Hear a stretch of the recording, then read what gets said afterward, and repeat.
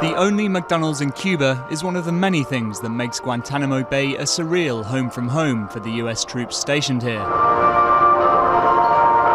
Ronald McDonald has stood just a couple of miles from one of the world's last bastions of communism since 1986. It's the Army-run detention facility that has brought Guantanamo global notoriety, housing those captured in the US war on terror since 2002. But the adjoining naval base has been here for much longer, rented from Cuba since 1903 for $4,000 a month, although the Cubans claim they never cash the check. The base supports US ships in the Caribbean and monitors illegal immigration. Servicemen and some of their families have all the usual facilities of an American base. There's a church, an outdoor cinema, even an Irish pub and a gift shop which sells Gitmo t-shirts. Many of those based here have little contact with the detention camps. To tell you the truth, I don't really think about it all that much. I focus on my job that's here at hand, and I don't have security credentials to go, so that's kind of where we fall on that.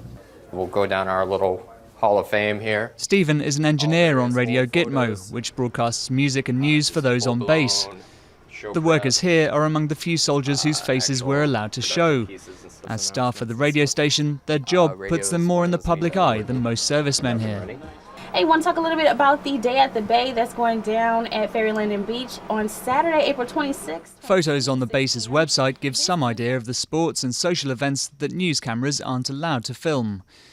In the shadow of one of the world's most notorious prisons, the atmosphere is family-friendly. It's kind of like microcosm of everything good in America as far as, wholesome family environments and stuff like that.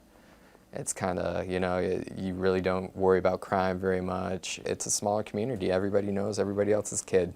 Everybody knows everybody else, period. Despite this small-town American feel, the elephant in the room is never far away.